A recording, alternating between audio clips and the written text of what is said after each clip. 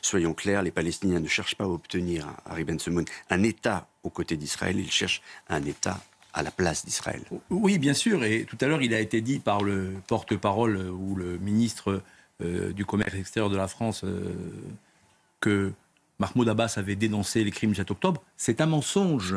C'est un mensonge. Il a dénoncé les crimes du 7 octobre dans le courrier très tardif envoyé il y a un mois à Emmanuel Macron, qui lui a été dicté par les services du Quai d'Orsay pour que Macron puisse s'appuyer dessus et aller au bout de sa propre logique à lui. Donc non, il n'y a pas de dénonciation des actes terroristes par l'autorité palestinienne elle-même.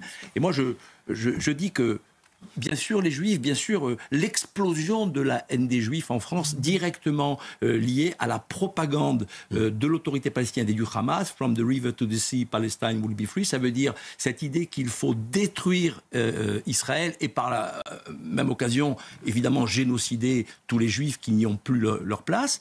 Mais ça, la question qu'on doit se poser aujourd'hui, est-ce que cette décision de Emmanuel Macron sert les intérêts de la France? Eh bien, la réponse, c'est non. C'est non. Un pays comme la France, qui a été durement touché par le terrorisme islamiste, dont on sait aujourd'hui qu'il fait l'objet d'une infiltration des réseaux des frères musulmans et des réseaux islamistes de manière générale, alors que nous allons commémorer dans quelques semaines le 10e anniversaire des attentats contre le Bataclan qui ont été perpétrés par ceux-là même, les mêmes qui ont fait malheureusement l'État islamique de Daesh, que par ailleurs la France et la Grande-Bretagne ont combattu, et qui finalement, on fait les massacres du 7 octobre. Donc, où est la cohérence? Où est l'intérêt de la France? Où est le respect des Français? Vous faites ce lien, mais on en a souvent discuté. Mais moi, je trouve que les gens n'ont pas toujours fait le lien. Les Français n'ont pas toujours fait le lien. Même les victimes du Bataclan n'ont pas fait... Les familles des victimes du Bataclan n'ont pas fait le lien entre ces différents terrorismes. D'ailleurs, lors des différentes manifestations d'hommage, etc., il n'y avait pas les victimes du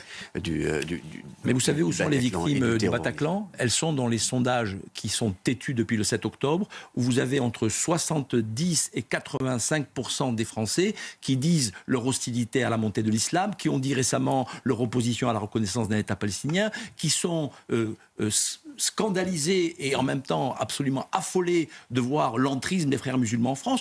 Tous ces sondages, vous les avez publiés, ils ont été commandés à différents instituts et ils disent tous la même chose. Donc les Français, dans leur immense majorité, sont parfaitement lucides et savent très bien que si Israël, comme l'a dit Céline tout à l'heure, est en première ligne, on va dire que nous, les Occidentaux, et particulièrement les Français, nous ne sommes pas derrière parce que nous sommes passés, nous aussi, en première ligne, puisque nous sommes directement attaqués par les terroristes islamistes.